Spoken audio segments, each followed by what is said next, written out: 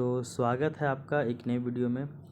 ये हमारा घटना चक्र एंशिएंट हिस्ट्री का क्लास नंबर 7 है, जिसके अंतर्गत हम लोग बौद्ध धर्म से संबंधित जितने भी एमसीक्यू घटना चक्र में दिए हुए हैं इनको सॉल्व करते हैं। तो आइए स्टार्ट करते हैं आज की क्लास।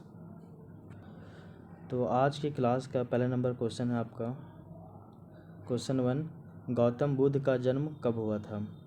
4 ऑप्शन दिया हुआ है, 1563, 1561, 1558 और 1544 ईसा पूर्व। तो इसका जो सही उत्तर हो जाएगा ऑप्शन नंबर ए, यानी कि 1563 ईस्वी में गौतम बुद्ध का जन्म हुआ था। अगर इसका एक्सप्लेनेशन देखें तो गौतम बुद्ध का जो जन्म है वो कपिल वस्तु के निकट लुम्बिनी गांव में हुआ था। तो गौतम बुद्ध का जन्म जो है वो कपिल वस्तु के निकट लुम्बिनी गांव में हुआ था। और अगर डेट की बात की जाए तो आपका 563 ईसा पूर्व यानी कि बिफोर क्राइस्ट में हुआ था। उनके पिताजी जो है वो सुद्योधन शाक्यगण के प्रधान थे। तो उनके पिता का नाम क्या था, तो सुद्योधन था और वो शाक्यगण के प्रधान थे। तथा उनकी माता का नाम माया देवी कौलिय था। तो उनकी माता का नाम माया देवी कौलिय था और ये जो है वो कौलिय वंश की कन्या थी। तो गौतम बुद्ध के पिता का नाम सुद्योधन शाक्यगण के प्रधान थे। इनकी माता का नाम माया देवी कौलिय जो कि कौलिय वंश की कन्या थी।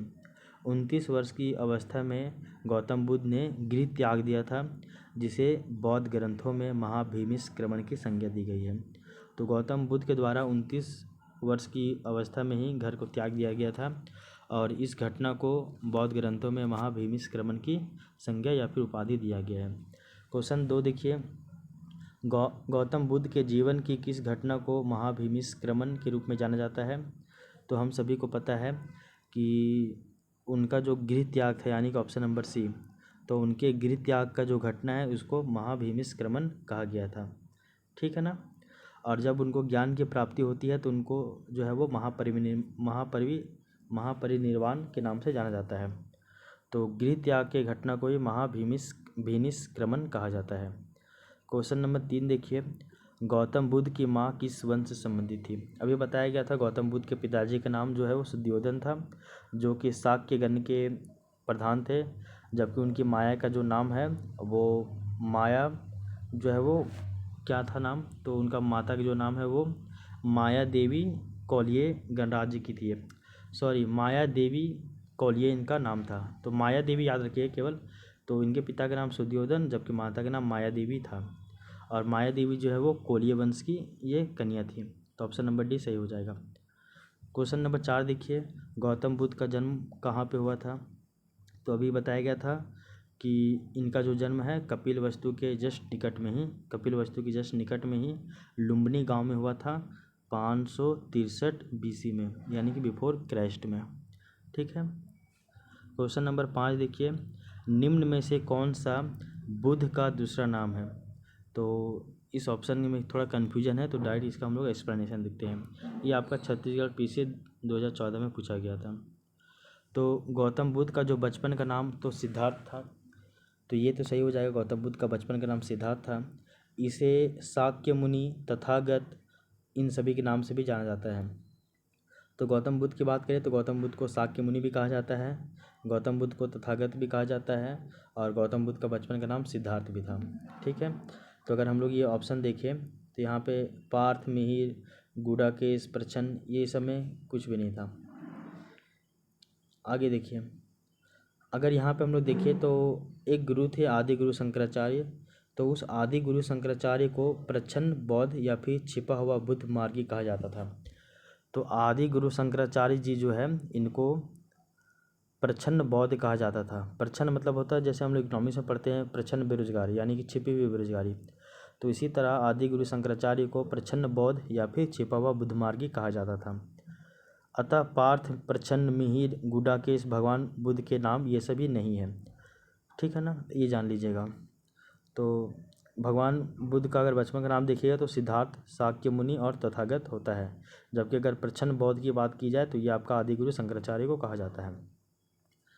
क्वेश्चन नंबर 6 देखिए, निम्नलिखित में से किस राजवंश के अभिलेख से इस परंपरा का समर्थन होता है कि लुम्बिनी शाक्य मुनि बुद्ध का जन्म स्थान है। तो ये पूछा जा रहा है, हम लोग जानते हैं कि गौतम बुद्ध का जो जन्म स्थल है वो आपका कपिलवस्तु के निकट लुम्बिनी गांव में है, और इनका जन्म जो है वो 563 ईसा पूर्व में हुआ था। तो ये किस राजवंश के अभिलेख से ये ज्ञात होता है? तो इसका सही उत्तर हो जाएगा आपका मौर्य।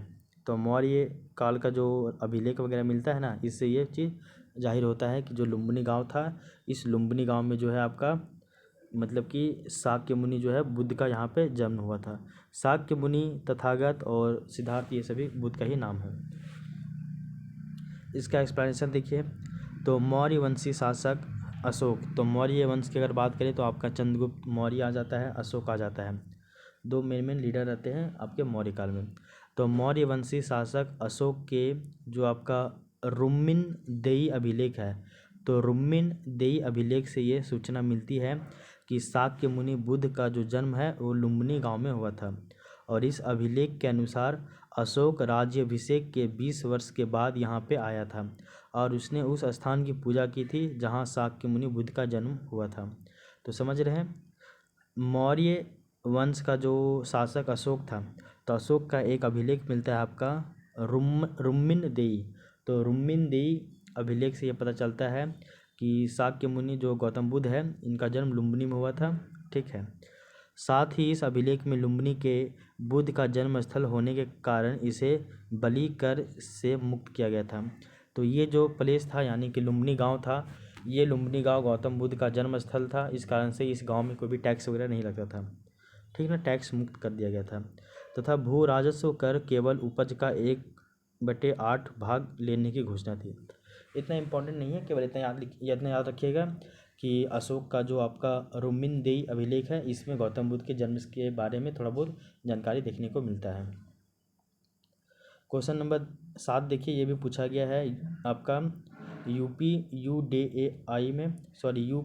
UDA में और आपका LDA में। ये मेन से 2010 में पूछा गया था। निम्नलिखित में से कौन एक अशोक का अभिलेख है? अशोक का अभिलेख इस परंपरा की पुष्टि करता है कि गौतम बुद्ध का जो जन्म है वो लुम्बिनी में हुआ था। तो अब ये बताया गया था आपका ऑप्शन नंबर डी जो है वो रुम्मिन देई अभिलेख स्तंभ जो अभिलेख है, इससे ये बात पता चलता है। क्वेश्चन नंबर 8 देखिए, निम्नलिखित में से किस राजा के अभिलेख से ये सूचना मिलती है कि शाक्य मुनि गौतम बुद्ध का जो जन्म है वो आपका लुम्बिनी में हुआ था? तो हम लोग जानते हैं अशोक। तो अशोक का एक अभिलेख था रुम्मिन देई अभिलेख, इससे पता चलता है कि गौतम बुद्ध का जो जन्म वो लुम्बिनी गांव में हुआ था। ये क्वेश्चन देखिए UPPC 2011 में, 2007 में और 2004 में, इन तीनों में पूछा गया था और तीनों मेंस में पूछा गया था। क्वेश्चन नंबर 9 देखिए, महात्मा बुद्ध का जो है महापरिनिर्वाण कहाँ पे हुआ था? महापरिनिर्वाण एक बताया गया था आपको महाभिनिष्क्रमण, जो गिरि त्याग को कहा जाता है। और महापरिनिर्वाण यानी कि जब उनको ज्ञान की प्राप्ति होती है। तो लुम्बिनी तो आपका जो बताया गया था उनका गाँव ये जन्म हुआ था, बौद्ध यम उनको ज्ञान की प्राप्ति हुआ था रिजुपालिका नदी के तट पे। कुशीनगर में तो वो अपना पहला उपदेश देते हैं। अच्छा सॉरी।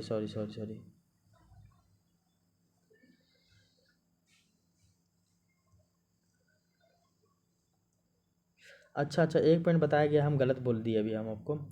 महापरिनिर्वाण कहने का अर्थ होता है ना, महापरिनिर्वाण कहने का अर्थ होता है जब उनका मृत्यु होता है। तो उनका मृत्यु हुआ था आपका कुशीनगर में, जबकि बौद्ध गया में उसको ज्ञान की प्राप्ति हुई थी। तो ज्ञान की प्राप्ति होती है, उसको धर्म चक्र परिवर्तन कहते हैं। तो धर्म चक्र परिवर्तन जो ज्ञान की प्राप्ति होती है सो वो बौद्ध गया में, जबकि लुम्बिनी में उनका जन्म हुआ था।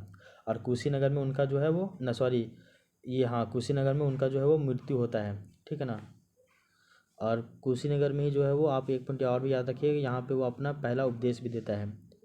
ठीक है ना।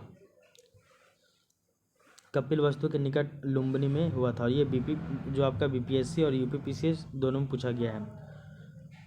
तो इसका एक्सप्लेनेशन देखिए, बौद्ध धर्म का प्रचार करते हुए महात्मा बुद्ध मल्लों की राजधानी पावा पहुँचे, जहाँ वे चुंद नामक लोहार की आम्र वाटिका में ठहरे। उसने बुद्ध को शुक्र मद्धव खाने के लिए दिया था, और इससे उन्हें रक्तातिसार हो गया था और भयानक पीड़ा उत्पन्न हुई थी। तो एक पॉइंट आपको याद रखना है कि जो गौतम बुद्ध है वो अपना प्रचार प्रसार करते थे। तो इसी प्रचार प्रसार करने के क्रम में वो क्या हुए, एक बार महात्मा बुद्ध जो है वो मल्लों की राजधानी पावा पहुँचे थे। कहाँ पे? तो मल्लों की राजधानी पावा पहुँचे थे। और वहाँ पे एक जो है वो एक लोहार के घर में रुके थे जिनका नाम था चुंद नाम था। तो चुंद नामक लोहार के घर में रुके थे और उनको ना आम्र वाटिका वहाँ पे रुके थे, आम्र वाटिका में, यानी कि आम्र का एक कुटिया बना हुआ था वहाँ पे, आम के पत्तों का या पेड़ पौधे का इसे बनाकर, जैसे बांस का बनता है उसी तरह। और उसने जो है चुंद नामक जो लोहार था उसने गौतम बुद्ध को सूखर मद्धव खाने दिया था। सूखर मद्धव कहने का अर्थ है वो एक तरह से समझिए खीर खाने के लिए दिया था, और जिनसे उनको ना रक्तस्राव हो गया, कुछ हुआ होगा प्रॉब्लम, फिर उनका जो है वो पीड़ा उत्पन्न होता है बहुत भयानक, और इसी वेदना के बाद उनका जो है वो मृत्यु हो जाता है कुशीनगर में ही, कुशीनगर या फिर कुशीनारा ये बोल सकते हैं। और कुशीनारा भी जो बताया था कि मल्ल गणराज्य की राजधानी थी, तो मल्लों की राजधानी जो है वो पावा पहुँचे थे गौतम बुद्ध, और कुशीनारा जो है वही पावा को ही कहा जाता है। तो यहीं पे फिर उनका मृत्यु हो जाता है, और यहीं 583 ईसा पूर्व में 80 वर्ष की अवस्था में उन्होंने जो है वो गृह त्याग दिया था, मतलब सॉरी शरीर त्याग दिया था, और इसी घटना को बौद्ध धर्म में जो है वो महापरिनिर्वाण कहा जाता है। तो एक पॉइंट पता होना चाहिए आपको कि गौतम बुद्ध का जन्म 563 बीसी में कहाँ पे, लुम्बिनी गांव में। वहीं अगर हम लोग गौतम बुद्ध की अगर महापरिनिर्वाण की बात करें यानी मृत्यु की बात करें तो वो आपका होता है कुशीनगर में या फिर कुशीनारा में, जिसको पावा भी कहते हैं, जो कि मल्लों की राजधानी होती है। गौतम बुद्ध का जो जन्म है वो 563 बीसी में, जबकि इनका मृत्यु जो है वो 483 बीसी में होता है। 563 बीसी में इनका जन्म और 483 बीसी में इनका मृत्यु होता है, और इनका मृत्यु को हम लोग महापरिनिर्वाण कहते हैं। क्वेश्चन नंबर 10 देखिए, गौतम बुद्ध का महापरिनिर्वाण नहीं होगा, यहाँ पे टाइपिंग एरर है, ये होगा आपका महापरिनिर्वाण। तो महापरिनिर्वाण जिस राज्य में हुआ उसका नाम क्या है, तो अभी हम लोग जानते हैं मल्ल, तो मल्लों की राजधानी पावा या फिर इसी को बोलते हैं कुशीनारा या फिर कुशीनगर, यहीं पे हुआ था। क्वेश्चन नंबर 11 देखिए कि महात्मा बुद्ध का महापरिनिर्वाण किसके गणतंत्र में हुआ था, तो हम लोग जानते हैं कि मल्लों के गणतंत्र में हुआ था, मल्लों की राजधानी पावा जिसको कुशीनगर बोलते हैं या फिर कुशीनारा बोलते हैं वहीं पे। क्वेश्चन नंबर 12 देखिए, गौतम बुद्ध ने किस स्थान पर निर्वाण जो है वो प्राप्त किया था, यानी किस स्थान पर जो है वो उनका डेट हुआ था, तो लुम्बिनी में तो जन्म और कुशीनारा में मृत्यु। ये आपका 563 बीसी और ये आपका 483 बीसी में 80 वर्ष की अवस्था में ये डेट हो गए थे। तो इसका एक्सप्लेनेशन देखिए, बौद्ध धर्म में संसारिक दुखों से मुक्ति या फिर दुख निरोध को ही निर्वाण माना गया है। तो बौद्ध धर्म में जो अगर हम लोग निर्वाण की बात करते हैं तो किसको बोला जाता है, तो जो संसारिक दुख है इससे मुक्ति हो गया या फिर सारे दुख से हम लोग निरोध हो गए तो उसी को ही निर्वाण माना जाता है बौद्ध धर्म के अनुसार। ठीक है ना। आगे देखिए, बुद्ध को संसारिक दुखों से मुक्ति यानी कि निर्वाण ज्ञान प्राप्ति के समय हुआ था, जो कि बौद्ध ज्ञान में प्राप्त हुआ था, जबकि मल्लों की राजधानी कुशीनारा में महात्मा बुद्ध ने अपना शरीर त्याग दिया था। तो अगर हम लोग देखें तो गौतम बुद्ध को जब हम लोग बात करते हैं ना कि उनको जब ज्ञान की प्राप्ति होती है तो वो संसारिक मोह माया को त्याग दिए थे। तो अगर संसारिक मोह माया और दुखों की अगर मुक्ति माने तो वो तो आपका बौद्ध ज्ञान में हो गया था, लेकिन शरीर त्याग कर जो है वो शरीर जो त्याग है वो तो आपका मल्लों की राजधानी पावा या फिर कुशीनारा या फिर कुशीनगर में ये गौतम बुद्ध किए थे। ठीक है ना, ये आपको पता होना चाहिए।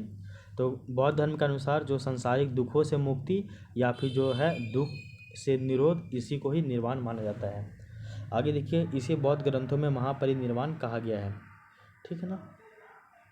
क्वेश्चन नंबर 13 देखिए, महापरिनिर्वाण मंदिर कहाँ स्थित है, तो हम लोग देखते हैं कि बौद्ध ज्ञान में तो उनका जो ये होता है ज्ञान की प्राप्ति होती है, तो इसके लिए यहाँ पे बना है आपका क्या, तो उनका कि किस नदी के किनारे उनको ज्ञान की प्राप्ति होती है, इसलिए वहाँ पे बहुत सारा इसका स्टैचू वगैरह बना हुआ है और इनसे संबंधित सारे स्थल वहाँ पे देखने को मिलते हैं बौद्ध गया में।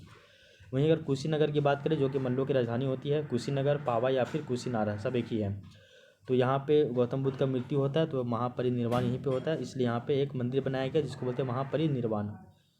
इसका एक्सपेंशन देखिए, महापरिनिर्वाण स्तूप परिनिर्वाण स्तूप या महापरिनिर्वाण मंदिर उत्तर प्रदेश के कुशीनगर जिले में स्थित है। मंदिर में स्थापित गौतम बुद्ध की मूर्ति 1876 से लेकर 1877 ईस्वी में उत्खनन के द्वारा प्राप्त हुई थी। तो महापरिनिर्वाण मंदिर या फिर परिनिर्वाण स्तूप की बात करें तो ये उत्तर प्रदेश के कुशीनारा या कुशीनगर यहाँ पे स्थित है, जो कि पहले मल्लों की राजधानी हुआ करती थी। यहाँ पे जो है गौतम बुद्ध की मूर्ति कब मिलता है, तो 1876-77 में जब उत्खनन होता है तब मिलता है। महापरिनिर्वाण मंदिर विश्व में बौद्ध धर्म के सबसे पवित्र मंदिरों में से एक माना जाता है। सही बात है, माना ही जाएगा। क्वेश्चन नंबर 14 देखिए, जो कि IAS 2014 में 2015 में सेम क्वेश्चन पूछा गया था, 2014 और 15 में। निम्नलिखित राज्यों में से किनका संबंध गौतम बुद्ध से था? तो हम लोग जानते हैं कि नीचे दिए गए कूट के अनुसार इसका सही उत्तर बतलाना है। तो इसके अनुसार जो है वो 3 और सही जो है वो सही होता है। इसको हम लोग डायरेक्ट एक्सप्लेनेशन देखते हैं। विकल्प में दिए गए महाजनपदों में, हम लोग जानते हैं 16 महाजनपद होता है, तो विकल्प में दिए गए महाजनपदों में से कौशल और मगध महाजनपद का जो संबंध है वो गौतम बुद्ध के जीवन से था। तो किसका किसका? तो कौशल और मगध महाजनपदों का। गौतम बुद्ध ने अपनी शिक्षा के प्रचार प्रसार के लिए मगध गए थे, जबकि मगध और कौशल दोनों राज्यों में भ्रमण किया था। तो गौतम बुद्ध जो है वो अपना शिक्षा का प्रचार प्रसार करने के लिए मगध और कौशल दोनों राज्यों में जाते हैं। इसके अलावा अगर देखिए गंधार, तो गंधार तो आपका अफगानिस्तान में है, तो अफगानिस्तान तो गए नहीं थे, ठीक है ना। तो मगध और कौशल यहाँ गए थे, अवंती भी नहीं गए थे। हम लोग जानते हैं कि दक्षिण भारत में एकमात्र आपका महाजनपद था, उसका नाम है अस्मक। इसको भी आप याद रखिएगा, ठीक है। इसके अलावा क्वेश्चन नंबर 15 देखिए, गौतम बुद्ध द्वारा अपने धर्म में दीक्षित किया जाने वाला अंतिम व्यक्ति निम्नलिखित में से कौन था? ये आपका UPPCS प्रीलिम्स 2013 में पूछा गया था। तो इसका एक्सप्लेनेशन देखते हैं कि अपने जीवन के अंतिम वर्ष में गौतम बुद्ध अपने शिष्य चुंद के यहाँ पावा में रहने के लिए गए थे। तो अभी आपको बताया गया था कि जब वो मल्लों की राजधानी पावा पहुँचते हैं तो वहाँ पे एक चुंद नामक लोहार के घर में वो रहते हैं, आम्र कुटिया में। आम्र जो है वो उस कुटिया में रहते हैं। तो चुंद नामक जो लोहार रहता है इसी घर में रुकते हैं, वहीं पे जो है वो खीर खाते हैं, उनके बाद उनका जो है वो मृत्यु हो जाता है। यहाँ पे शुक्र मध्व भोजी यानी कि एक तरह से हम लोग बोलते हैं खीर खाते हैं। सामग्री खाने से वो अतिसार रोग से पीड़ित हो गए। फिर वे पावा से जो है वो कुशीनगर चले गए। अच्छा, सॉरी, बार बार ये पॉइंट हम गलत बता रहे हैं कि पावा अलग है और कुशीनगर अलग है। देखिए, मल्लों की राजधानी था पावा, ठीक है।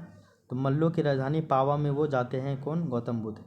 यहाँ पे वो अपने जो है एक शिष्य जिनका नाम है चुंद लोहार, इसके घर में जाकर वो रुकते हैं। यहीं पे खीर खाते हैं, तब इनका तबीयत खराब होता है तो अतिसार रोग हो जाता है। इसके बाद वो पावा से चले जाते हैं कुशीनगर, और इस कुशीनगर में ही जाकर जो उनका जो है मृत्यु हो जाता है। ये कुशीनगर और ये आपका पावा। तो पावा से गए कुशीनगर और कुशीनगर में ही इनका जो है वो मृत्यु हो जाता है, ठीक है ना। और यहीं पे सुभद्र को अपना अंतिम उपदेश देते हैं। तो यहाँ पे जो कुशीनगर जब जाते हैं तो यहाँ पे एक व्यक्ति रहता है जिनका नाम है सुभद्र। तो सुभद्र को वो अपना अंतिम उपदेश देते हैं। तो इस तरह से देखा जाए तो गौतम बुद्ध का जो अगर हम लोग देखें तो इनका जो है वो अंतिम शिष्य कौन रहता है? तो वो है आपका सुभद्र। तो सुभद्र जो है वो गौतम बुद्ध का अंतिम शिष्य होता है, ठीक है ना। इसको भी आप याद रखिएगा, ठीक है ना। एक पॉइंट याद रखिएगा कि जो गौतम बुद्ध था वो अपना प्रथम उपदेश जो है वो सारनाथ में देते हैं, और इसे बौद्ध ग्रंथों में जो है वो धर्म चक्र परिवर्तन कहा जाता है, ठीक है ना। और जो गौतम बुद्ध अपना उपदेश जो पहला उपदेश दिया था वो जन साधारण भाषा में दिया था, यानी कि पाली भाषा में दिया था, ठीक है ना। इसके अलावा गौतम बुद्ध जो है वो अपना उपदेश जो है वो मतलब कि कौशल, वैशाली, कौशाम्बी इन सभी राज्यों में दिए थे। लेकिन अगर हम लोग सबसे ज़्यादा देखें तो वो आपका कौशल और श्रावस्ती, इन सभी में कौशल की राजधानी जो श्रावस्ती रहती है, यहाँ पे सबसे अधिक वो अपना क्या देते हैं, तो क्या बोलते हैं उसको, अपना उपदेश देते हैं। इनको भी पता होना चाहिए। और अगर गौतम बुद्ध का अगर हम लोग अंत्येष्टि संस्कार की बात करें तो ये मल्लो ही करते हैं। तो मल्लो ने ही अत्यंत सम्मानपूर्वक गौतम बुद्ध का जो है अंत्येष्टि संस्कार किया था। इसको इस वाले पॉइंट को भी आप याद रखिएगा। गौतम बुद्ध का जो अंतिम शिष्य कौन होता है ये भी आपको पता होना चाहिए, अभी आपको बता दिया गया था। तो गौतम बुद्ध का जो अंतिम शिष्य कौन है, तो वो आपको बताया गया था सुभद्र है। कौन? सुभद्र। इसके अलावा क्वेश्चन नंबर 16 देखिए, बुद्ध द्वारा रूपांतरित निम्न व्यक्तियों में से कौन सा अंतिम था?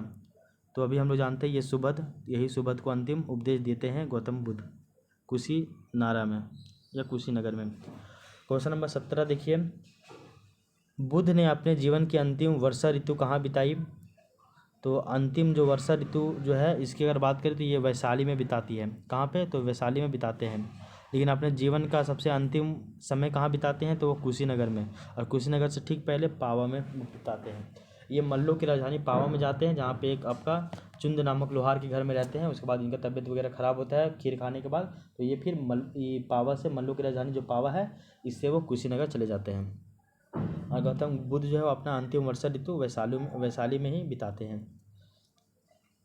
इसका एक्सप्लेनेशन देखिए, महापरिनिर्वाण सूक्त से उनके जीवन के विविध यहाँ पे एक सूक्त लिखा हुआ है, महापरिनिर्वाण सूक्त से उनके जीवन के विभिन्न आयामों एवं काल का निर्धारण किया जाता है, जिसके अनुसार बुद्ध ने अपने जीवन की अंतिम जो वर्षा ऋतु है वो वैशाली में बिताई थी। इस तरह क्वेश्चन पूछा जाता है। क्वेश्चन नंबर 18 देखिए, IAS प्रीलिम्स 2013 में पूछा गया था, निम्नलिखित में से कौन सा एक बौद्ध मत में निर्वाण की अवधारणा की सर्वश्रेष्ठ व्याख्या करता है? तो ऑप्शन ए जो आपका तृष्णा रूपी अग्नि का समन, ये आपका सही उत्तर है। इसका एक्सपेंशन देखते हैं।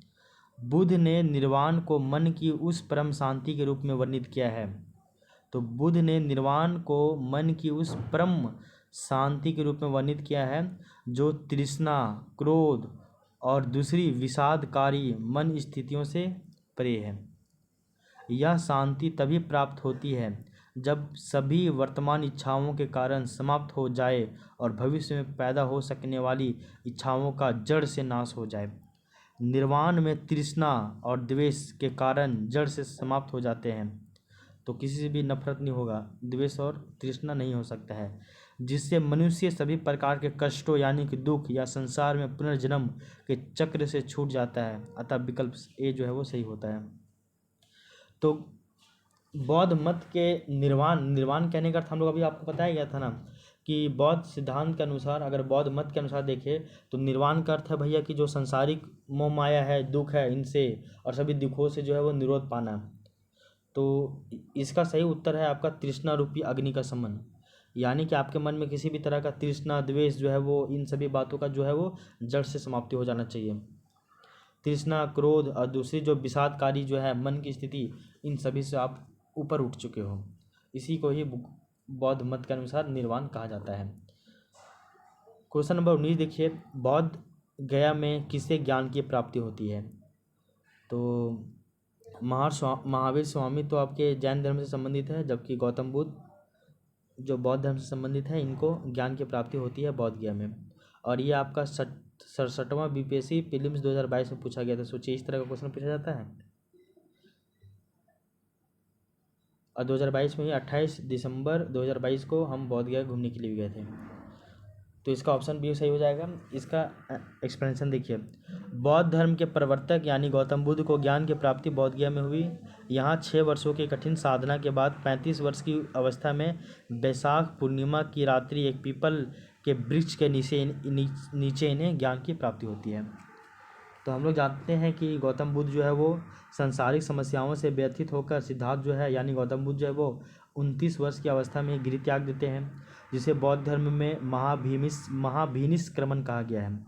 और गृह त्याग करने के बाद जो सिद्धार्थ यानी कि बुद्ध जो है वो वैशाली के अलार कलाम से सांख्य दर्शन की शिक्षा लेते हैं। उसके बाद अलार कलाम सिद्धार्थ के प्रथम गुरु होते हैं, जिससे उन्होंने शून्य का ज्ञान प्राप्त किया। और अलार कलाम के बाद सिद्धार्थ जो है वो राजगीर के रुद्रक रामपुत्र से शिक्षा ग्रहण करते हैं, जिससे उन्होंने योग का ज्ञान लिया। पहले शून्य का ज्ञान, फिर योग का ज्ञान। उसके बाद उरुवेला में सिद्धार्थ को कौंडनीय, वप्पा, भादिया, महानामा एवं अस्सागी नामक 5 साधक मिले। और उनके बाद बिना अन्न जल ग्रहण किए 6 वर्षों की कठिन तपस्या के बाद 35 वर्ष की आयु में बैसाख की पूर्णिमा की रात निरंजना, जिसको फल्गु नदी कहते हैं, इस नदी के किनारे पीपल वृक्ष के नीचे सिद्धार्थ को ज्ञान की प्राप्ति होती है। और ज्ञान प्राप्ति के बाद वो सिद्धार्थ यानी कि बुद्ध के नाम से जाने जाते हैं, और वह स्थान जो है वो बौद्ध गया कहलाया फिर। ठीक है, तो यहाँ तक ये था इसका कहानी। क्वेश्चन नंबर 20 देखिए, अलार कलाम कौन थे? तभी आपको बताया गया था कि अलार कलाम जो है वो गौतम बुद्ध के पहले गुरु थे, जिनसे गौतम बुद्ध ने सांख्य दर्शन की शिक्षा ली थी। और अलार कलाम जो है वो सिद्धार्थ के प्रथम गुरु थे, जिनसे उन्होंने शून्य का भी ज्ञान प्राप्त किया था। तो हम लोग जानते हैं गृह त्याग करने के बाद सिद्धार्थ जो है वो वैशाली के अलार कलाम से सांख्य दर्शन की शिक्षा लेते हैं। और ये जो अलार कलाम है इनसे सांख्य दर्शन और शून्य दोनों का शिक्षा लेते हैं, और ये इनके पहले गुरु होते हैं। यानी कि ऑप्शन नंबर डी सही हो जाएगा। एक्सप्लेनेशन देखिए, महाभिनिष्क्रमण के बाद ज्ञान की खोज में महात्मा बुद्ध अलार कलाम के आश्रम पहुँचे तथा उनसे दीक्षा ली, शून्य और सांख्य का दर्शन लिया, मतलब ये शिक्षा लिया। अलार्म कलाम के आश्रम में उन्होंने तपस्या की, किंतु वे संतुष्ट नहीं हुए। अलार्म कलाम सांख्य दर्शन के आचार्य थे तथा साधना शक्ति के लिए वो विख्यात थे। तो अलार्म कलाम से वो सांख्य दर्शन भी सीखते हैं और योग भी सीखते हैं। ठीक है। और अलार्म कलाम के बाद फिर किनसे वो शिक्षा लेते हैं? तो रुद्रक, क्या याद रखिएगा? तो रुद्रक एक नाम याद रखिएगा, रुद्रक रामपुत, इनसे ये शिक्षा लेते हैं। इनसे ये किसका शिक्षा लेते हैं? तो इनसे ये जो है रुद्रक रामपुत से जो है वो सॉरी कन्फ्यूजन हो गया भाई। अलार कलाम से वो सांख्य दर्शन का शिक्षा लेते हैं, ठीक है ना, और शून्य का वो ज्ञान लेते हैं। जबकि रुद्रक रामपुत से वो योग का शिक्षा लेते हैं, योग का ज्ञान लेते हैं। यहाँ तक आपको समझ में आ गया होगा। अब देखिए क्वेश्चन नंबर 21, महात्मा बुद्ध ने अपना पहला धर्म चक्र परिवर्तन किस स्थान पे दिया था? तो हम सभी को पता है कि गौतम बुद्ध जो है वो जब उनको ज्ञान का प्राप्ति हो जाता है तो वो अपना प्रथम उपदेश जो है वो सारनाथ में देते हैं। और सारनाथ में ये जो अपना पहला उपदेश दिए थे ये जन साधारण की भाषा पाली भाषा में दिए थे, और इसी को ही बौद्ध ग्रंथ में धर्म चक्र परिवर्तन कहा गया है। तो ऑप्शन बी जो है वो सही हो जाएगा। ये देखिए UP PCS, BPSC, MP PCS, BPSC 2011 में 4 में इन सभी में पूछा गया था, बहुत इंपॉर्टेंट है। तो ज्ञान प्राप्ति के पश्चात गौतम बुद्ध ने अपने मत का प्रचार जो है वो प्रारंभ कर दिया। उरुवेला से वे सबसे पहले ऋषि पत्तन जिसको हम लोग सारनाथ कहते हैं, वर्तमान में जो सारनाथ है वो वाराणसी के ही निकट है। तो इस पॉइंट को याद रखिएगा कि गौतम बुद्ध जो है अपना पहला उद्देश्य सारनाथ को जो है वो ऋषि पत्तन भी कहा जाता है। तो ऋषि पत्तन ये सारनाथ को ही कहा जाता है। और सारनाथ की अगर बात करें तो ये वर्तमान में वाराणसी के ही आसपास में आता है। यहाँ उन्होंने 5 सन्यासियों को अपना पहला उपदेश दिया था, और इसी को ही बौद्ध धर्म में धर्म चक्र परिवर्तन कहा जाता है। गिरि त्याग को महाभिनिष्क्रमण उपदेश दिए तो महाधर्म चक्र परिवर्तन, और जब उनका मृत्यु होता है तो उनको महापरिनिर्वाण कहा जाता है। ये सभी आपको पता होना चाहिए। क्वेश्चन नंबर 22 देखिए, ये आपका जीपीएससी 2013 में पूछा गया था। तो झारखंड पीसीएस प्रीलिम्स 2013 में पूछा गया था कि बुद्ध ने अपना पहला उपदेश कहाँ दिया है? तो ये आपका सारनाथ में दिया था, और सारनाथ अभी वर्तमान में वाराणसी में है। और सारनाथ का अगर एक और नाम की बात करें तो ये आपका ऋषि पत्तन है। क्वेश्चन नंबर 23 देखिए, सारनाथ में अपना प्रथम प्रवचन किसने दिया था? तो महात्मा बुद्ध ने दिया था। क्वेश्चन नंबर 24 देखिए, गौतम बुद्ध अपना प्रथम उपदेश कहाँ दिए? तो ये सारनाथ में दिए। सोचिए बीपीएससी कितना बार पूछा है इसको। 25 देखिए, ग्रंथों में उल्लेखित धर्म चक्र परिवर्तन ये किससे संबंधित है? तो हम लोग जानते हैं सारनाथ में उनके द्वारा दिया गया जो प्रथम उपदेश था इसी को। और सारनाथ को और किस नाम से जाना जाता है? तो इसको ऋषि पत्तन के नाम से भी जाना जाता है। तो सारनाथ को ऋषि पत्तनम के नाम से भी जाना जाता है। क्वेश्चन नंबर 26 देखिए, धर्म चक्र परिवर्तन किया गया था कहाँ पे? तो हम लोग जानते हैं ये आपका सारनाथ में किया गया था पहला उपदेश, इसी को हम लोग धर्म चक्र परिवर्तन कहते हैं। अब देखिए क्वेश्चन नंबर 27, बुद्ध ने सर्वाधिक उपदेश कहाँ दिए हैं? तो इसका जो सही आपको पता होना चाहिए कि गौतम बुद्ध जो है वो अपना जो उपदेश है वो जनसाधारण भाषा में देते हैं, यानी कि पाली भाषा में। और बुद्ध जो है वो अपने उपदेश कौशल, वैशाली, कौशाम्बी और अन्य राज्यों में भी दिए थे। लेकिन अगर सर्वाधिक उपदेश की बात की जाए तो वो आपका कौशल देश की जो राजधानी है श्रावस्ती, यहीं पे वो देते हैं। तो आपका ये जो है श्रावस्ती, ऑप्शन नंबर बी ये सही हो जाएगा। तो बुद्ध के सबसे अधिक शिष्य कौशल राज्य में हुए थे तथा यहाँ की राजधानी श्रावस्ती में उनके सबसे अधिक जो है वो उनके द्वारा सर्वाधिक उपदेश दिए गए थे। क्वेश्चन नंबर 28 देखिए, बुद्ध कौशाम्बी किसके राज्य काल में आए थे? तो बुद्ध कौशाम्बी के बारे में बात किया जा रहा है, तो इसका हम लोग ऑप्शन देखते हैं। तो ये इसका जो सही उत्तर हो जाएगा आपका उदयन। तो उदयन के ये काल में आए थे ना, इसका हम लोग एक्सप्लेनेशन समझते हैं सीधे। महात्मा बुद्ध वत्स्यराज उदयन के शासनकाल में कौशाम्बी आए थे। तो अगर हम लोग गौतम बुद्ध की बात करें तो ये कौशाम्बी में भी अपना उपदेश देते हैं ना भाई। तो कौशाम्बी, वैशाली, कौशल इन सभी में देते हैं, लेकिन इनका जो सबसे अधिक उपदेश है वो कौशल की राजधानी श्रावस्ती में देते हैं, जनसाधारण भाषा पाली में देते हैं। और अगर हम लोग देखें बात करें तो गौतम बुद्ध जो है वो एक महात्मा बुद्ध या फिर गौतम बुद्ध जो है वो वत्स्य राज्य उदयन के शासनकाल में जो है वो कौशाम्बी आते हैं। तो उदयन के शासनकाल में कहाँ पे आते हैं? कौशाम्बी में आते हैं। वहाँ उन्होंने 9वां वर्षावास किया था और उदयन ने पिंडोला भारद्वाज के प्रभाव से बौद्ध बनने के बाद घोषिताराम विहार भिक्षु संघ को दान में दिया था। ये सब इम्पोर्टेंट नहीं है, इतना याद मत रखिए, ठीक है ना। अगर इसके अलावा अगर हम लोग एक पॉइंट और इम्पोर्टेंट है, अगर उसको याद कीजिएगा तो वो आपका चल सकता है। जैसे हम लोग बोलते हैं ना कि अगर गौतम बुद्ध का अगर हम लोग अनुयायी देखें या फिर बौद्ध धर्म का अगर अनुयायी देखें कौन कौन शासक रहते हैं, तो बिंबिसार, प्रसेनजीत और उदयन। तो इन 3 राजाओं के बारे में याद रखिए।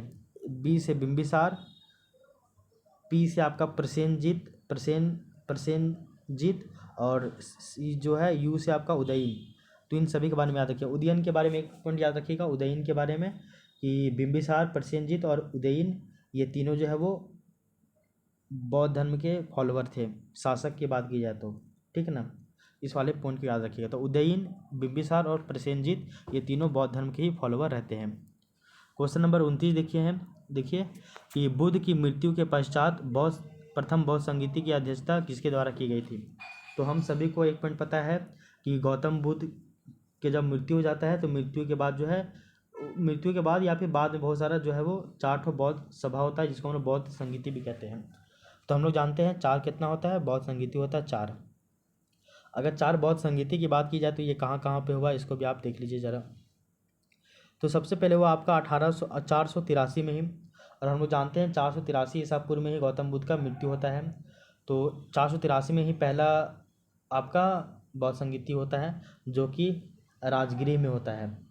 और इसके अध्यक्ष की बात की जाए तो ये आपका महाकश्यप रहते हैं इनके अध्यक्ष। और ये किसके शासनकाल में हुआ था? तो ये आपका अजातशत्रु के शासनकाल में हुआ था। वहीं अगर दूसरे बौद्ध संगीति की बात की जाए तो ये आपका हुआ था 383। तो पहला 483 गौतम बुद्ध की जब मृत्यु हुआ था तब, और दूसरा 383 यानी कि 100 साल बाद। तो 383 ईसा पूर्व में हुआ था और ये आपका वैशाली में होता है। ये 483 BC, ये 383 BC।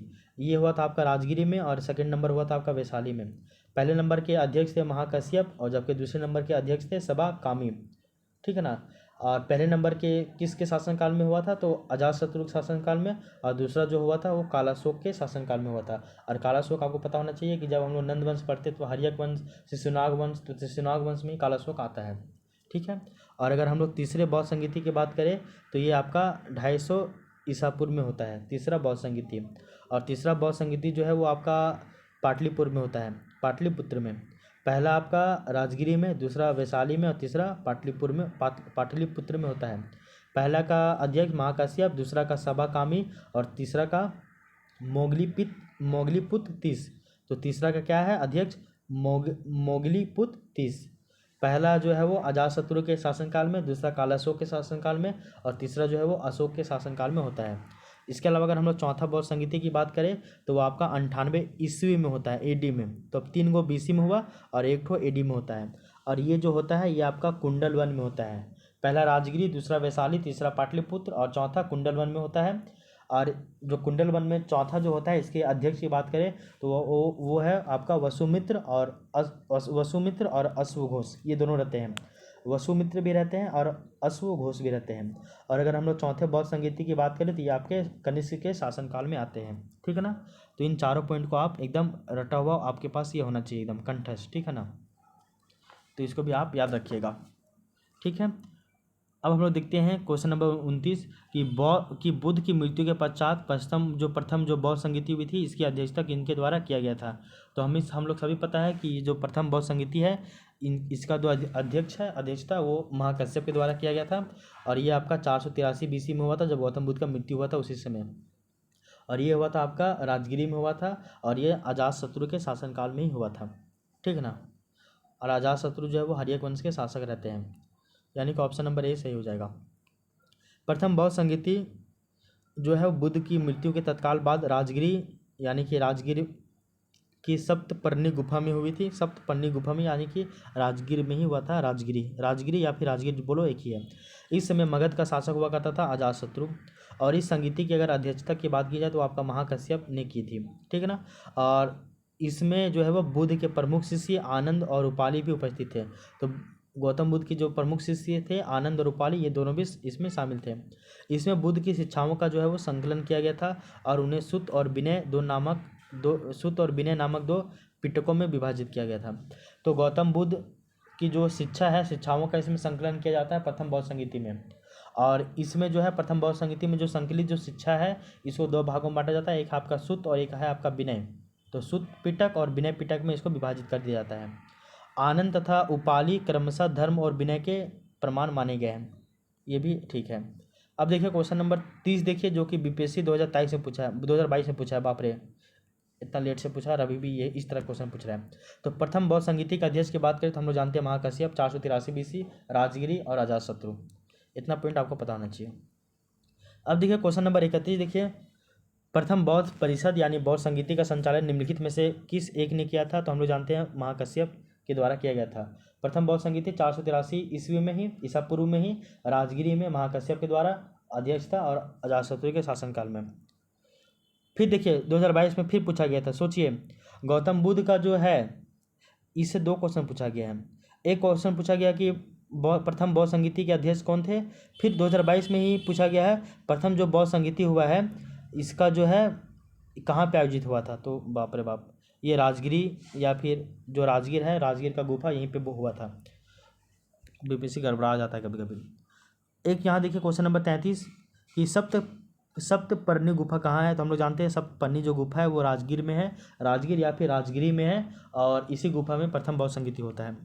क्वेश्चन नंबर 34 देखिए, भगवान बुद्ध के महापरिनिर्वाण के बाद पहली बौद्ध संगीति कहाँ पे हुई थी। तो राजगीर या फिर राजगिरी में हुई थी, ठीक है ना। बीपीएससी पगला गया है, बाबा पूछता है इसी क्वेश्चन को। क्वेश्चन नंबर 35 देखिए, कश्मीर में कनिष्क के शासनकाल में जो बौद्ध संगीति आयोजित हुई थी उसकी अध्यक्षता निम्नलिखित में कौन किया था। तो हम लोग जानते हैं पहली बौद्ध संगीति 483 में, दूसरी बौद्ध संगीति 383 में हुआ था और तीसरा बौद्ध संगीति 250 ईस्वी में हुआ था। ईस्वी में नहीं पता, ईसा पूर्व में हुआ था।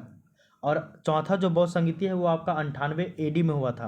और 98 AD में जो चौथा बौद्ध संगीति होता है ये आपका कुंडल वन जो कि स्थान है वहाँ पे होता है। और इसके अगर अध्यक्ष की बात की जाए तो आपका वसुमित्र और आपके अश्वघोष रहते हैं। तो वसुमित्र और अश्वघोष इनके अध्यक्ष रहते हैं। और ये किसके शासनकाल में होता है। तो वो आपका कनिष्क के शासनकाल में होता है। तो इसका ऑप्शन हो जाएगा ऑप्शन नंबर डी सही। इसका एक्सप्लेनेशन देखिए, बौद्ध धर्म की चतुर्थ संगीति कुषाण शासक कनिष्क के राज्यकाल में ही हुआ था और ये कश्मीर के ही कुंडल वन में हुआ था। तो कुंडल वन कहाँ है, कश्मीर में है।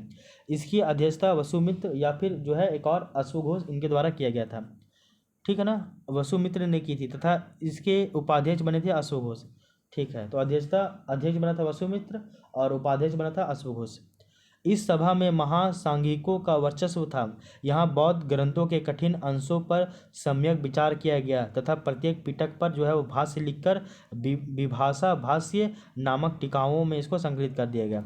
हम लोग जब जानते हैं कि जो पहला बौद्ध संगीति हुआ था उसमें गौतम बुद्ध के शिक्षाओं का संकलन किया गया और उसको जो है वो दो चिन्ह बांटा गया, एक आपका विनय पिटक में और एक आपका सुत्त पिटक में।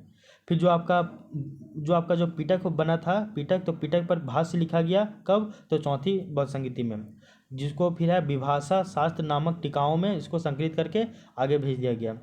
और इसी समय जो है चौथी बौद्ध संगीति है, यहीं से फिर आपका जो है बौद्ध धर्म दो शाखाओं में बढ़ जाता है, एक आपका हीनयान और दूसरा आपका महायान में। तो चौथी बौद्ध संगीति से ही बौद्ध धर्म टूट जाता है।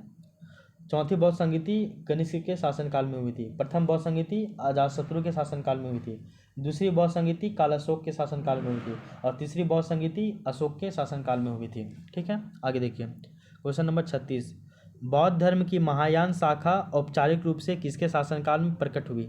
तो हम सभी जानते हैं कि कनिष्क जो कि आपका जो है कनिष्क जो राजा हुआ करता है, तो हम लोग जानते हैं कि कनिष्क जो है वो आपका मतलब कि कुषाण वंश का शासक होता है, और कुषाण वंश का जब शासन चल रहा होता है भारत में, तो इसी में जो है कश्मीर में एक प्लेस है कुंडलवन, वहाँ पे आपका चौथी बौद्ध संगीति होती है, जिनकी अध्यक्षता जो है वो वसुमित्र अध्यक्ष और अश्वघोष उपाध्यक्ष के रूप में करते हैं 98 ईस्वी में। और यहीं पे जो है वो आपका बौद्ध धर्म दो भागों में टूट जाता है, एक आपका हीनयान और महायान। ठीक है ना। आगे देखिए क्वेश्चन नंबर 37 देखिए, ये भी बीपीएससी 2005 में पूछा गया था कि कनिष्क के शासनकाल में बौद्ध सभा किस नगर में आयोजित की गई थी। तो कश्मीर के शासनकाल में अगर हम बौद्ध सभा की बात करें तो वो कश्मीर के कुंडलवन में आयोजित की गई थी। कब? तो 98 ईस्वी में, नॉट ईसा पूर्व। ये पहला था जो ईस्वी में हुआ था। क्वेश्चन नंबर 38 देखिए, किस शासक के काल में चतुर्थ बौद्ध संगीति का आयोजन कश्मीर में हुआ था। तो ये कनिष्क के शासनकाल में हुआ था।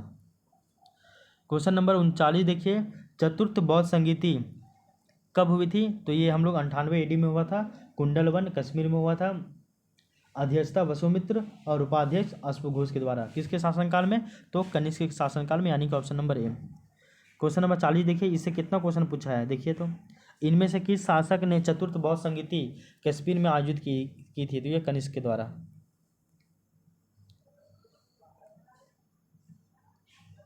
यानी कि ऑप्शन नंबर सी सही हो जाएगा।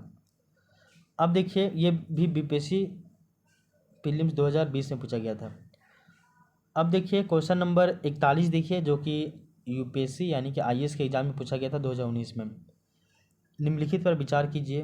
पहला ऑप्शन है बुद्ध में देव तत्व रोपण, दूसरा है बोधिसत्व के पथ पर चलना, तीसरा है मूर्ति उपासना तथा अनुष्ठान। तो ये तीनों कहीं ना कहीं जो है वो बौद्ध मत का ही है। उपयुक्त में से कौन सी विशेषता या विशेषताएं महायान बौद्ध मत की ये जो है। अच्छा, ये पॉइंट जान लीजिए आप एक चीज़, कि हम लोग जानते हैं ना कि बौद्ध धर्म जो है वो मतलब कि, अच्छा एक पॉइंट जान लीजिए, जैसे 4 को बौद्ध संगीति हुआ था, उसी तरह 2 ठो जैन संगीति भी होता है, उसको भी आप याद रखिएगा, वो अलग होता है, उसको हम लोग आगे पढ़ेंगे। तो जैसे हम लोग देखते हैं चौथा जो बौद्ध संगीति होता है, इसमें बौद्ध धर्म 2 भागों में टूट जाता है, हीनयान और महायान में। तो यहाँ पे महायान के बारे में कुछ पॉइंट बतलाया जा रहा है कि जो महायान शाखा है ना, वो महायान बौद्ध मत बुद्ध की लोकोत्तर सत्ता एवं देव तत्व में विश्वास करता था। तो इसमें बताया जा रहा है कि जो महायान शाखा है, ये गौतम बुद्ध के मानते थे कि ये भैया ये भगवान थे, इनमें दैवी शक्तियाँ थी, इन सभी के बारे में विश्वास करता है महायान शाखा, और बुद्ध के अनेक अवतारों के रूप में विश्वास करता है। तो बौद्ध धर्म का जो महायान शाखा है, वो मानता है कि गौतम बुद्ध जो वो ईश्वर थे, इसमें देवी शक्तियाँ थी, और ये इनके कई सारे अवतारों में भी विश्वास करते हैं। साथ ही आप बुद्धत्व के मार्ग पर चलने वाले को बोधिसत्व कहते हैं, जो भी मानवों की मुक्ति में सहायता करता है। बोधिसत्व के पथ पर चलना इस मत में अनुकरणीय कहा गया है। हिंदू धर्म के प्रभाव में बुद्ध में देव तत्व के आरोपण के साथ ही अनुष्ठान और मूर्ति पूजन जो है वो महायान की मुख्य जो है वो पद्धति बन गई है। तो एक पॉइंट देखिए, बौद्ध धर्म के 2 ठो आपका ब्रांच बन गया, हीनयान और महायान। महायान मानता है कि गौतम बुद्ध एक भगवान थे, जबकि हीनयान बोलते हैं कि गौतम बुद्ध भगवान नहीं थे, वो इंसान ही थे। महायान का और भी मत है कि ये मानते हैं कि गौतम बुद्ध जो है वो अलग अलग अवतार में आए हैं। फिर जब भारत में हिंदू धर्म का प्रभाव बढ़ने लगा था, तो उसी समय क्या हुआ कि गौतम बुद्ध के ऊपर देव तत्व का आरोपण होने लगा। फिर इनके साथ ही अनुष्ठान और मूर्ति पूजा जो है वो महायान शाखा के द्वारा स्टार्ट हो गया था। ठीक है ना। आप थोड़ा सा महायान के बारे में तो हम लोग जाने, अब थोड़ा सा हीनयान का क्या आइडियोलॉजी था उसको भी सर्च कीजिएगा। तो हीनयान और महायान दोनों के बीच में क्या क्या डिफरेंस था सोच में, वो पता होना चाहिए। क्वेश्चन नंबर 42 देखिए, निम्नलिखित 4 स्थानों में बौद्ध संगीतियों का सही कालक्रम जो है वो बताइए। तो हम लोग जानते हैं कि राजगिरी में जो है वो आपका हुआ था पहला बौद्ध संगीति आपका 483 ईसा पूर्व में, यानी कि BC में। इसके बाद सेकंड नंबर होता है आपका वैशाली में, वो होता है आपका 383 BC में। इसके बाद थर्ड होता है आपका पाटलिपुत्र में, और ये होता है आपका 250 BC पे। और आपका कुंडलवन ये होता है आपका 98 AD में, ये AD में होता है। तो पहला 2 हो जाएगा, उसके बाद 2 के बाद हो जाएगा आपका 1 सही, और 1 के बाद आपका 3 सही। तो यानी कि ऑप्शन नंबर सी ये जो है ये सही हो जाएगा। ठीक है, इस ऑप्शन के अनुसार। तो हम लोग जानते हैं, देखिए प्रथम बौद्ध संगीति जो है वो बुद्ध की मृत्यु के तत्काल बाद मुगल नरेश अजातशत्रु के कार्यकाल में हुआ था। और अजातशत्रु जानते हैं ये मगध के ऊपर शासन कर रहा था और ये हर्यक वंश का शासक था। और इसी कार्यकाल में हुआ था राजगिरी या फिर राजगीर में स्थित सप्तपर्णी गुफा में ये संपन्न हुआ था। दूसरी बौद्ध संगीति की बात करें तो ये कालाशोक के शासनकाल में हुआ था और ये गौतम बुद्ध की मृत्यु के 100 साल के बाद किया गया था वैशाली में। और तीसरी बौद्ध संगीति की बात करें तो ये मौर्य सम्राट अशोक के शासनकाल में हुआ था और ये हुआ था आपका पाटलिपुत्र में। और आगे देखिए मोगली पुत्र जो 30 थे ये इसके तीसरी जो बौद्ध संगीति होती है इसके अध्यक्ष होते हैं। वहीं अगर चतुर्थ बौद्ध संगीति की बात करें तो वो कनिष्क के शासनकाल में होता है, वो कुंडलवन कश्मीर में होता है और इसकी जो अध्यक्षता है वो वसुमित्र अध्यक्ष और उपाध्यक्ष के रूप में जो है वो अश्वघोष ये रहते हैं। सेकेंड 43 नंबर क्वेश्चन देखिए, द्वितीय बौद्ध समिति का आयोजन कहाँ हुआ था? तो हम सभी को पता है पहला बौद्ध समिति राजगिरी में और दूसरी जो बौद्ध समिति है वो आपका वैशाली में हुआ था। बौद्ध संगीति या फिर समिति एक ही है। क्वेश्चन नंबर 44 देखिए, तृतीय बौद्ध सभा किस स्थान पर बुलाई गई थी? तो हम लोग जानते हैं ये आपका पाटलिपुत्र में बुलाया गया था। तो पहला राजगिरी, दूसरा वैशाली, तीसरा पाटलिपुत्र, चौथा कुंडलवन कश्मीर।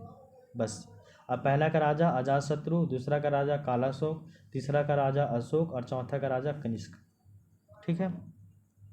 क्वेश्चन नंबर 45 देखिए, प्रथम बौद्ध समिति का आयोजन या फिर बौद्ध संगीति का आयोजन कब किया गया था? तो हम लोग जानते हैं 483 ईसा पूर्व जब बुद्ध का मृत्यु हुआ था उसी समय राजगृह में महाकश्यप की अध्यक्षता में अजातशत्रु के शासनकाल में। अजातशत्रु हर्यक वंश का शासक रहता है जो कि मगध महाजन पे ही शासन कर रहा होता है। तो ऑप्शन नंबर बी सही हो जाएगा। ठीक है। आगे देखिए क्वेश्चन नंबर 46, निम्नलिखित में से किस नगर में प्रथम बौद्ध सभा आयोजित की गई थी? तो हम लोग जानते हैं राजगीर या फिर राजगृह के एक पहाड़ पे हुआ था और उस पहाड़ का मतलब एक गुफा पे हुआ था और उस गुफा का नाम क्या है? तो हम लोग जानते हैं सप्तपर्णी गुफा, यहाँ पे संपन्न हुआ था। अब क्वेश्चन नंबर 47 देखिए, जो कि आपका RTS प्रीलिम्स 1994 में पूछा गया था। निम्न में से किस शासक ने द्वितीय बौद्ध सभा का आयोजन किया था? तो हम लोग जानते हैं पहला अजातशत्रु, दूसरा शासक कालाशोक, तीसरा शासक अशोक, चौथा शासक कनिष्क।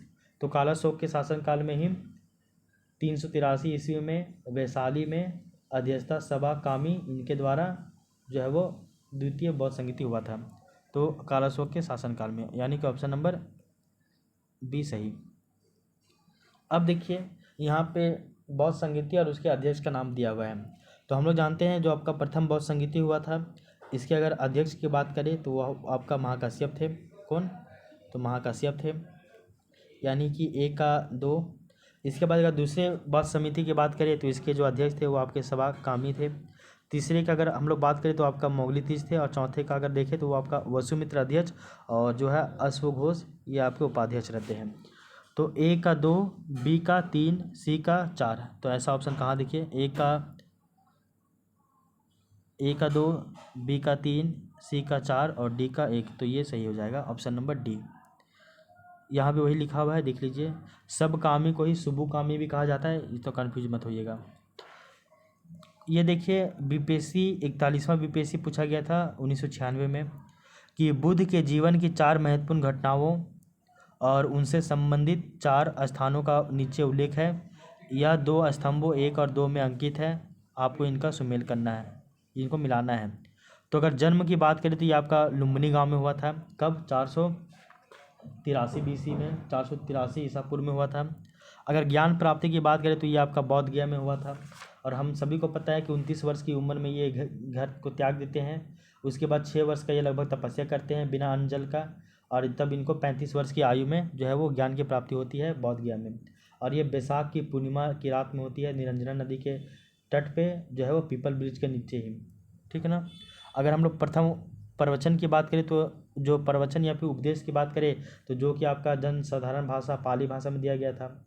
और इनका जो प्रथम उपदेश है वो सारनाथ, जिसको ऋषि पतनम भी कहा जाता है, और ये वर्तमान में वाराणसी के जस्ट बगल में है, यहाँ पे दिए थे, जिसको धर्मचक्र प्रवर्तन भी कहा जाता है। अगर हम लोग निधन की बात करें तो हम लोग जानते हैं कि मल्लों की राजधानी जो पावा है, पावा में ये जाते हैं। वहाँ पे इनका एक जो है वो एक लोहार है, चंदू लोहार, इसके घर में वो रुकते हैं। वहाँ पे उनको खीर खाने के लिए दिया जाता है चंदू लोहार के द्वारा। इनका तबीयत खराब होता है, तबीयत खराब होने के बाद ये पावा से चले जाते हैं कुशीनारा, जिसको कुशीनगर भी कहते हैं, जहाँ पे इनका एक शिष्य रहता है जिसका नाम है सुभद। सुभद को ये मरने से पहले अपना अंतिम ज्ञान देते, उपदेश देते हैं, और उनके बाद जो है कुशीनारा में इनका मृत्यु हो जाता है। तो बुद्ध की मृत्यु जो है वो 80 वर्ष में होती है। कब? तो 80 वर्ष में होती है। जन्म जो है वो बोधगया में होता है, सॉरी लुम्बिनी में होता है। गृह त्याग जो है हम लोग जानते हैं कि 29 वर्ष की उम्र में कहता है।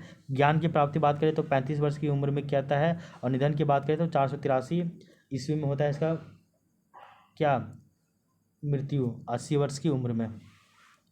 फिर हम लोग देखें कि जब इसका मृत्यु होता है 80 वर्ष की अवस्था में, यानी कि 483 ईसा पूर्व में, ये जो प्लेस है ये आपका कुशीनारा में है, और ये जो प्लेस है ये आपका देवरिया उत्तर प्रदेश में आता है।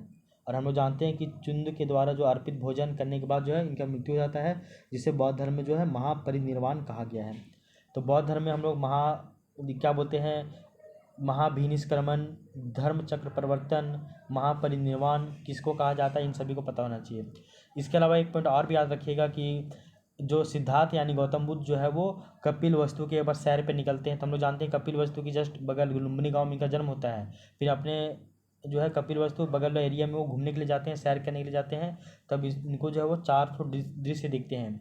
एक बूढ़ा व्यक्ति दिखते हैं, एक बीमार व्यक्ति दिखते हैं, एक शव दिखते हैं, और एक सन्यासी दिखते हैं।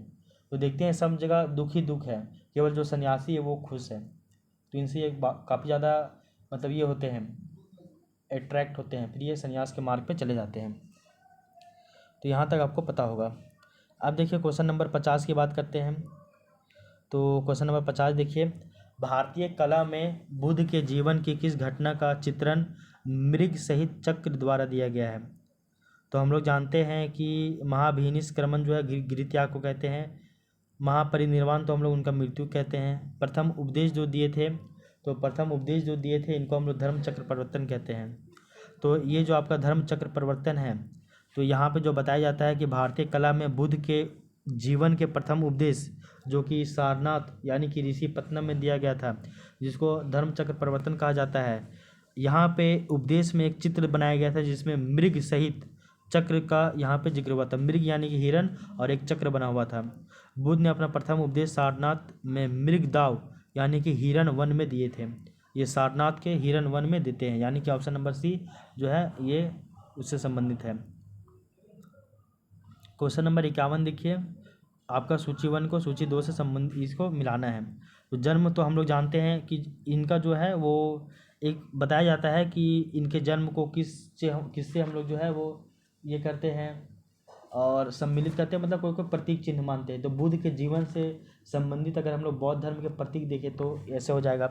अगर हम लोग जन्म की बात करें तो जन्म जो है तो जन्म का प्रतीक क्या है, कमल और सांड है। तो जन्म का प्रतीक कमल और सांड, कमल प्लस सांड हो जाएगा।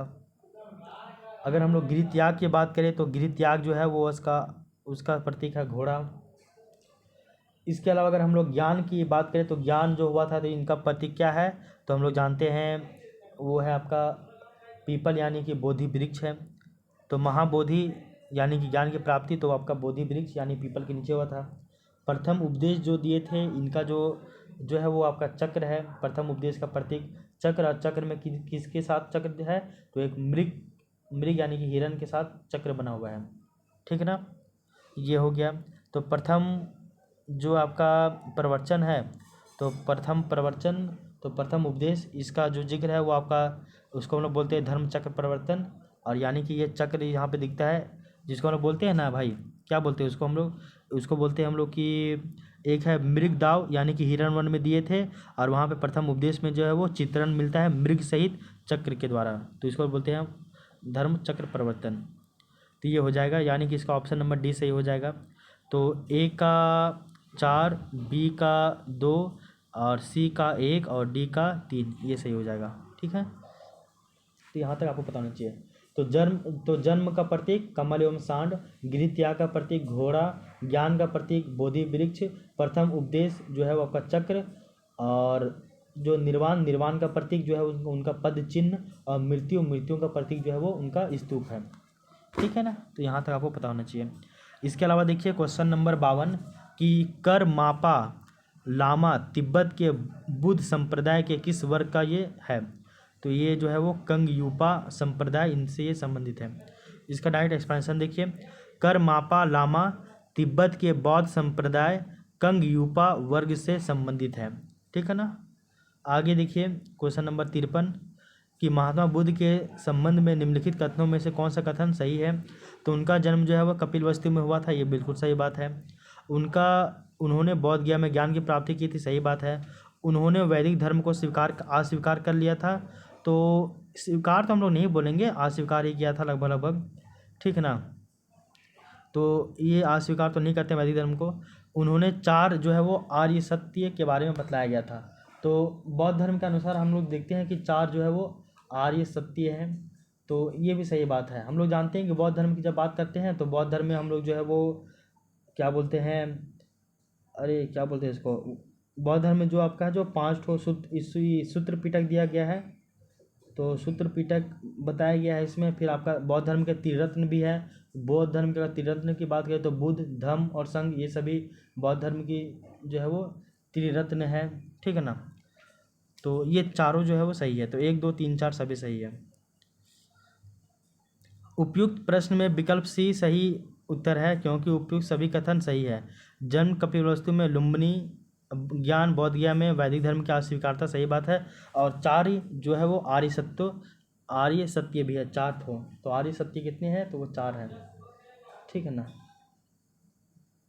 इसके अलावा अगर देखिएगा आप अभी तो एक पॉइंट याद रखिए, गौतम बुद्ध के द्वारा ना जो है वो 4 आर्य सत्य के बारे में बताया गया है। तो जो 4 आर्य सत्य कौन कौन है, पहला दुख, दूसरा दुख समुदाय, तीसरा दुख निरोध और चौथा दुख निरोधगामिनी प्रतिपदा।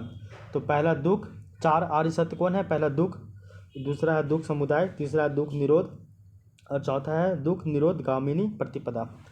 ठीक है ना। ये हो गया।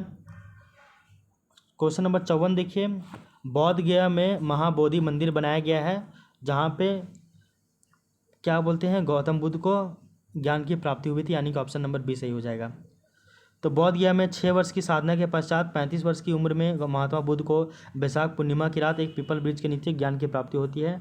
ये 2001 में बीपीएससी में पूछा गया था। इसके बाद 48 और 52वां नंबर का बीपीएससी दोनों में पूछा गया था कि बौद्ध गया में बोधि वृक्ष अपने वंश की इस पीढ़ी का, ये क्वेश्चन कैसा है भाई।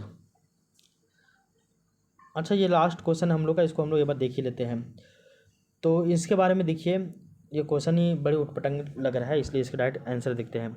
महाबोधि मंदिर में स्थित वर्तमान बोधि वृक्ष वही नहीं है जिसके नीचे बैठकर महात्मा बुद्ध ने ज्ञान प्राप्त किया था। अच्छा, आप समझे। हम लोग बात करते हैं गौतम बुद्ध को ज्ञान की प्राप्ति जो बोधि वृक्ष के नीचे हुई थी।